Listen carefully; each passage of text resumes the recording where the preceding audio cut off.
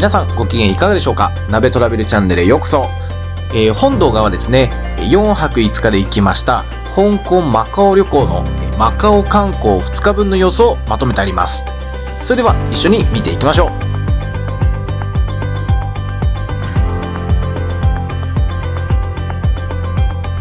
まずはですね、香港を後にしまして、新しくできましたコージュ大橋を渡ってですね、マカオに向かいたいと思います。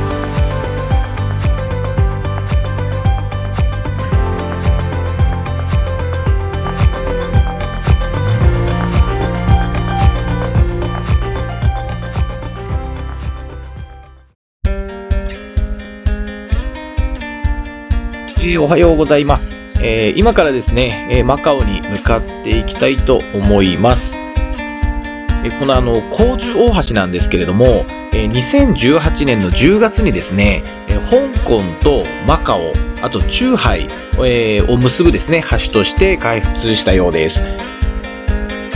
この橋がですね、できるまでは、空港からフェリーでですね、約1時間プラス、乗り継ぎの時間もかかっていたようで、だいぶこの橋がですねできたことによって移動が、簡単になったそうですね。僕ですね結構遊覧船とかで船酔いをするので、船移動じゃなくてですねこの快適さで、車で移動できるっていうのは非常にありがたいなと思いました。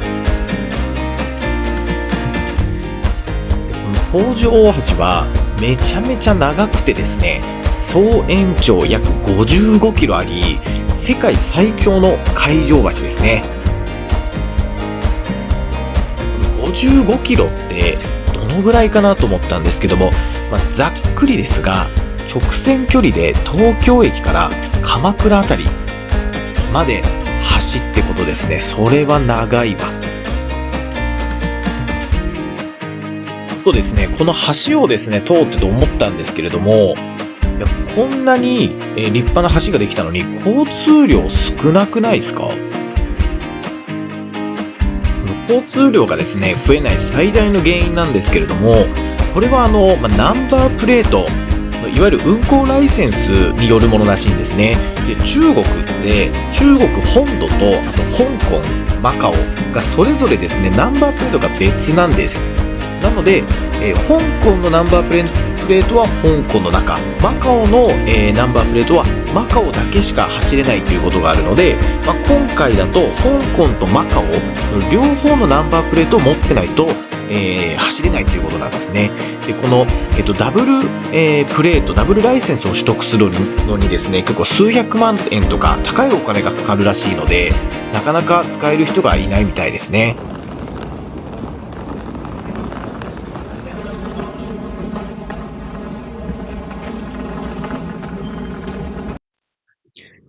ここはですね、マカオへの入国審査ですね。この橋の道中にあるので、すごくスムーズに手続きができます。見えますか？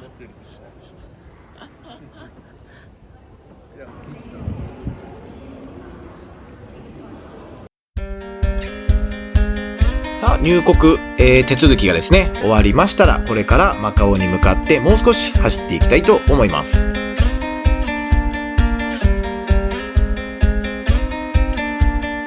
街並みも変わってきましたね。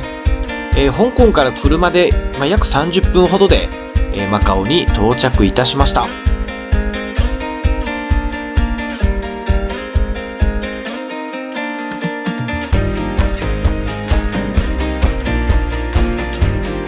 ちらがですね、今日から2泊泊まりますベネチアンホテルに到着です。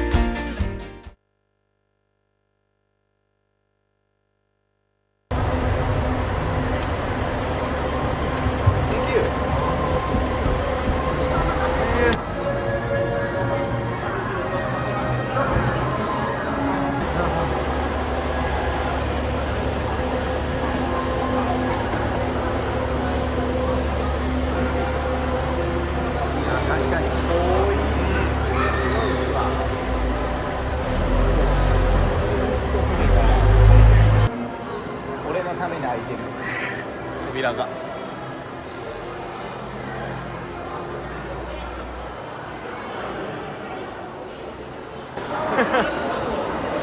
わ、すげえよ、上。チームラボ。チームラボ。すごいね。すげえんだけど。これは。うわ、すげえ、ここ絵面すげえ、ここ。いらね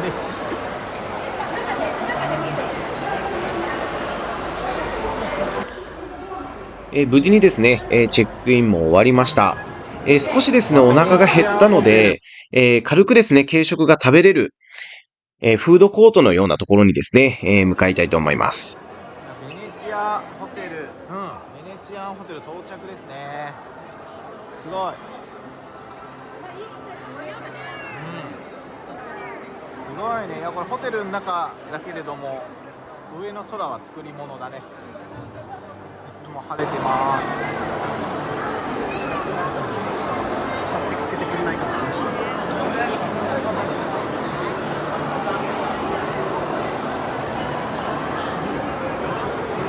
もうここカジノ負けたら僕クロールしますから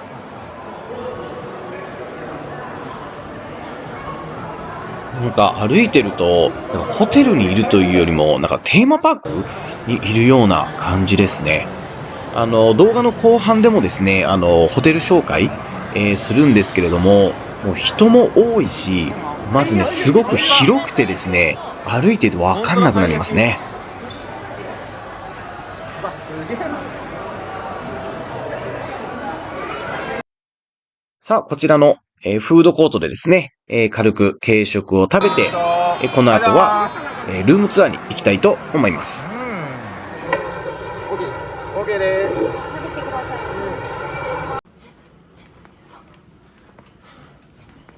す。今回ですね、2泊泊まらさせていただくベネチアンホテルのお部屋は、どんなお部屋なんでしょうか？楽しみです。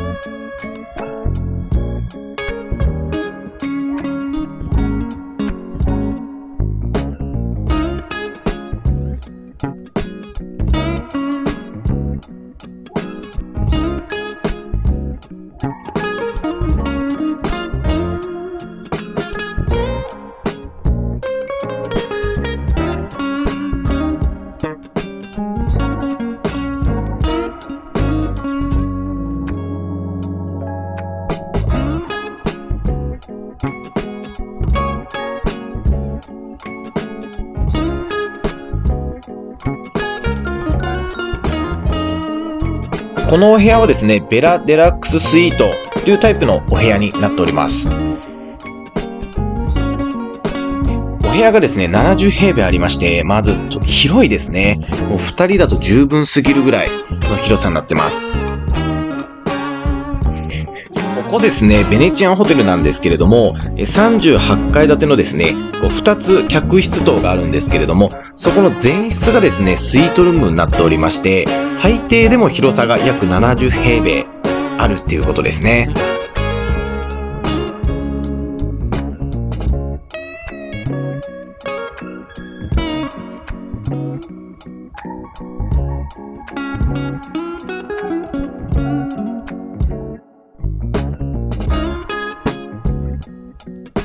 バスルームはですね、シャワーと、あとバスタブもありますね。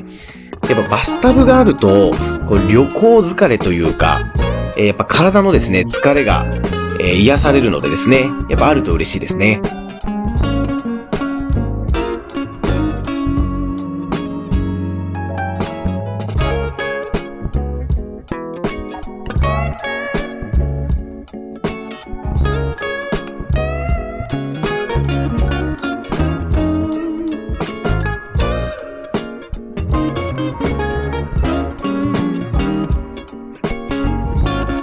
アメニティ類もですね、過不足なく、しっかり、揃っておりました。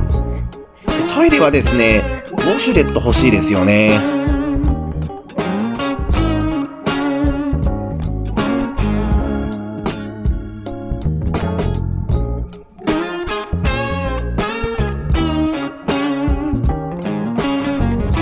の扉ですね、何かわかんなかったですね。なんか隠し扉みたいな。もっと多い人数で来た時とかに部屋つなげるんですかね。皆様、誰かわかる方いたらコメント欄で教えてくださいませ。ミニバーにはですね、特に、ドリンク入っていなかったですね。結構ですね、部屋から飲み物買うにしても距離があるので、先ほどのフードコートとかですね、行った時に、まとめて買っておくと、便利かなと思います。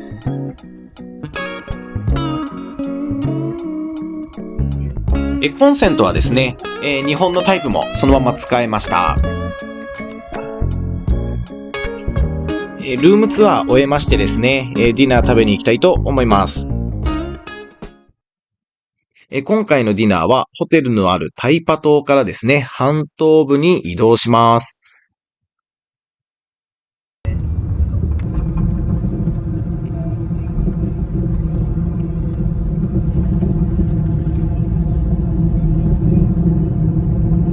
Galaxy Hotel。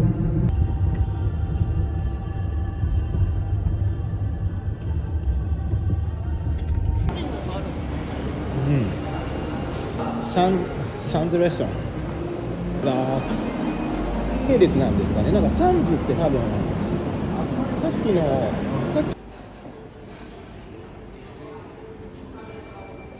きこちらはですね、半島部にありますサンズマカオホテルの中にあるレストランにやってまいりました。お店のですね、呼び方がわからないのでですね、概要欄にですね、お店のホームページをですね、貼っておきますので、ぜひチェックをお願いいたします。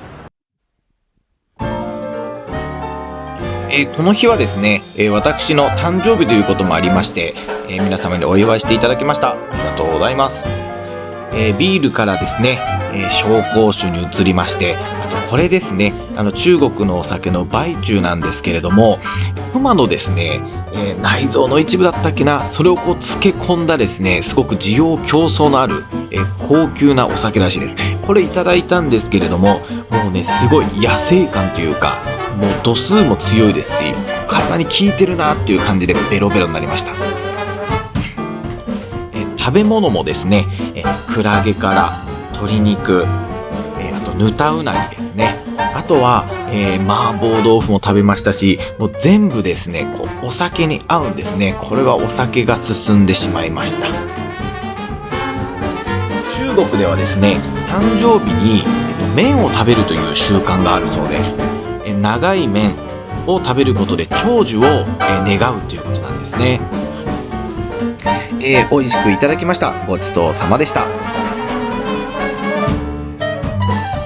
もうカメラもですね、最後は撮れないぐらい酔っ払っておりまして、泥のように眠るのでした。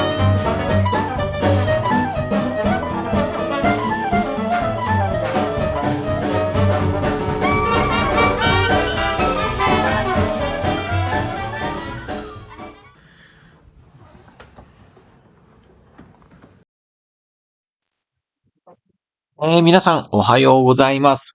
2日目の朝でございます。今からですね、ここベネチアンホテルのですね、ホテル散策を、していきたいと思います。まず大前提としてですね、ここのホテルってものすごく広くて、複雑な作りなんですね。なので、すべてをですね、口頭でお伝えするのは難しいかも、しれないので、ホテルのホームページもですね、概要欄に載せておきますので、気になる方はぜひチェックしてください。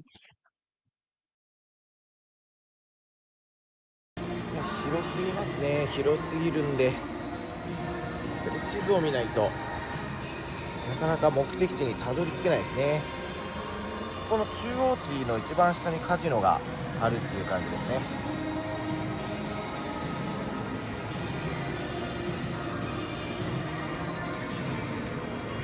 2007年7月にですね、イタリアのベネチアをモデルとして完成された、こちらベネチアンマカオホテルなんですけれども、アメリカのですね、ラスベガス、サンズ社が運営しておりまして、総敷地面積がですね、97万平方メートル、になってます。で、この広さってどのぐらいかっていうと、東京ディズニーランドと東京ディズニーシー、この2つが合わさったぐらいの広さです。広すぎる。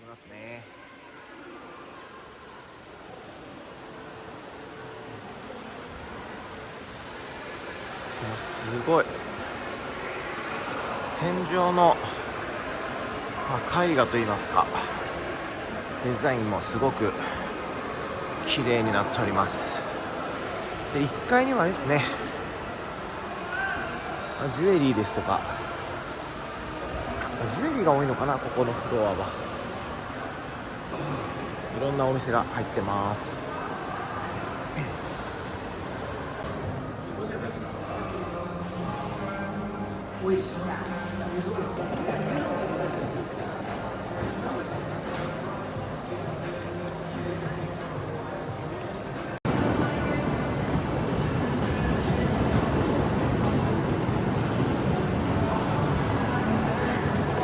下のフロアの中央にカジノがあって、でそれをこう円を描くように囲んでる感じですね。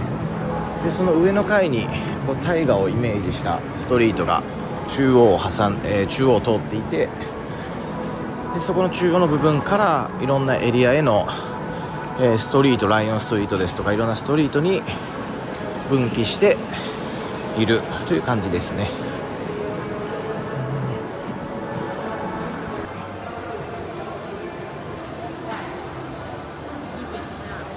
こちらはですね、朝なのにすごい人が並んでるなと思ったらですね、ロードストーズベーカリーのベネチアンマカオ店さんだったみたいです。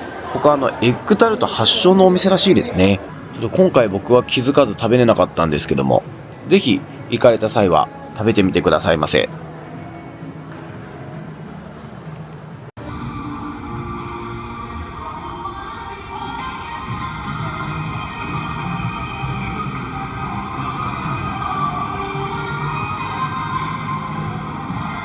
こちらフードコートですね。ここはフードコートでいろんなお店がですね、多く入っていて、ここでみんなで朝ごはん食べたりですね、ご飯を食べることができます。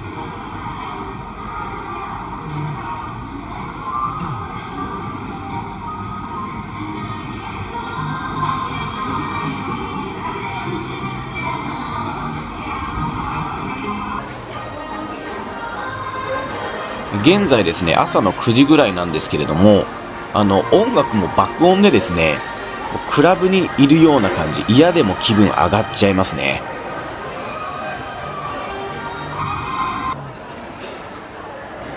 こちらにはですね、ホテルもそうなんですけれども、コンサートやバスケットボールなどが利用する固体アリーナやカジノ施設などですね、多岐にわたる施設が併設されております。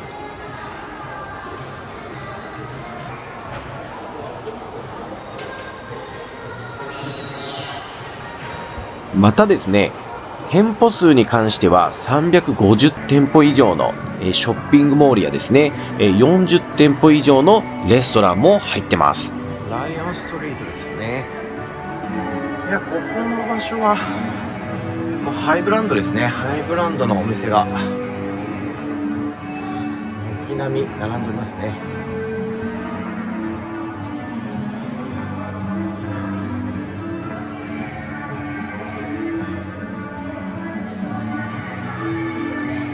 あれですね、日本のチームラボさんもなんかイベントとかをやってるんですね。すごいですね。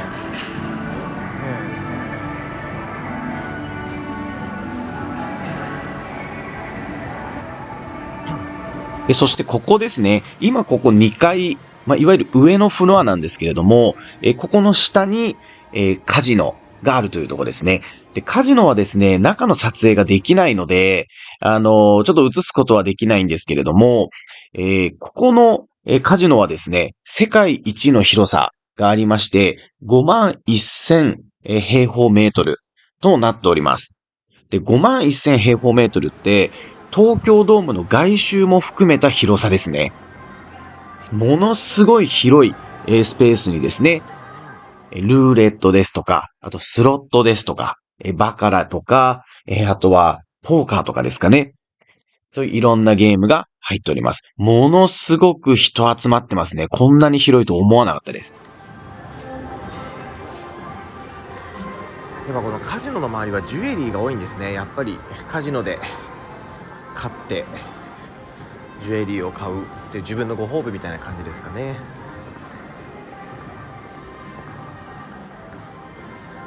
ここのマカオのカジノは非常にレートが高いのでですね、1回勝負するのに日本円で1万円とか、2万円とかですねが必要となる場合が多いです。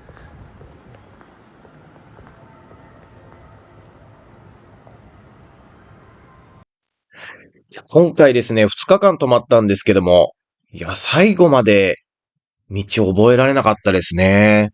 皆様も途中にあります地図とか、マップをですね、見ながら楽しんでいただければと思います。それではですね、次は、ギャラクシーホテルをですね、通りながら、世界遺産群を見に行きたいと思います。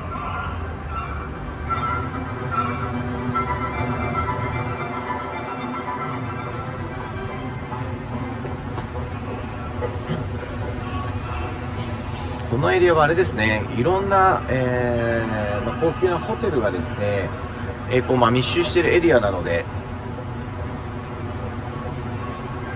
フォーシーズンのホテルは向こうのエリアとか、そういう風に分かれてる感じですね。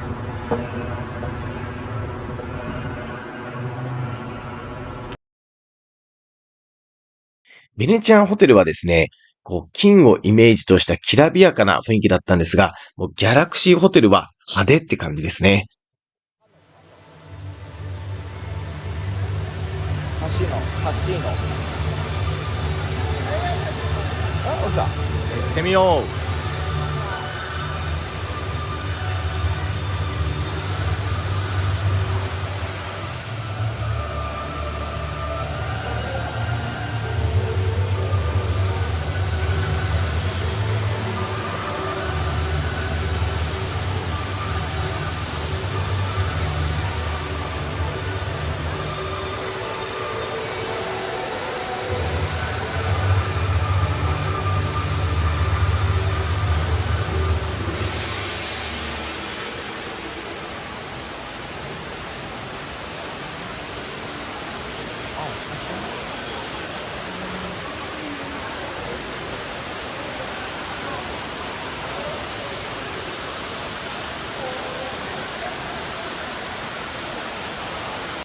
それではですね、ギャラクシーホテルから、タクシーに乗ってですね、世界遺産群を見に行きたいと思います。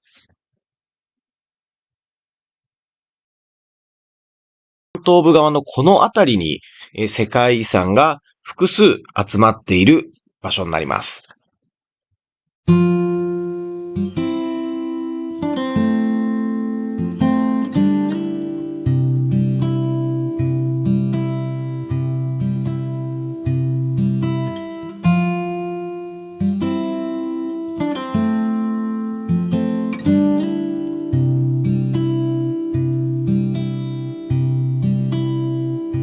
マカオ半島の中心に点在する20以上のですね、歴史的建造物と広場が集合遺産マカオ歴史市街地区として2005年にですね、世界遺産登録されました。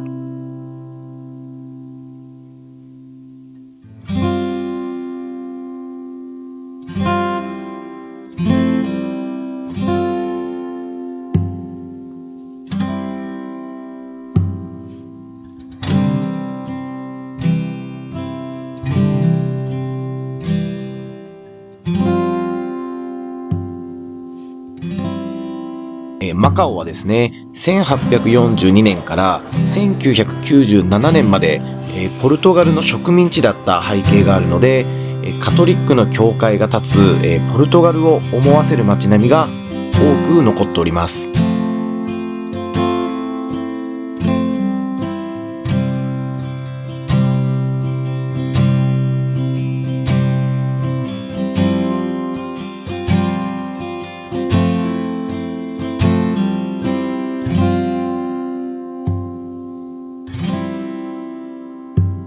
私の所感としてはですね、一度見に行けば次はいいかなという感じでした。綺麗なですね、場所もあるんですけれども、建物とですね、中に薬局が入ってたり、やっぱ新旧のこの調和というか、その部分が少し難しかったのかなという印象でしたね。さあ次はですね、ホテル側に戻りまして、晩ご飯を食べに行きたいと思います。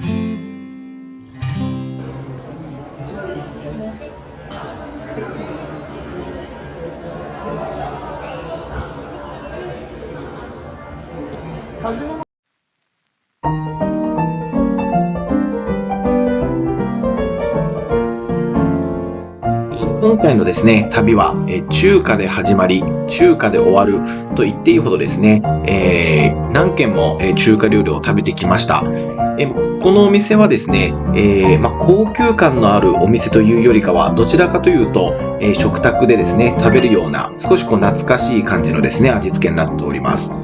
どれもですね、やはりビールが進む感じの味付けになっていて、最後まで美味しくいただきました。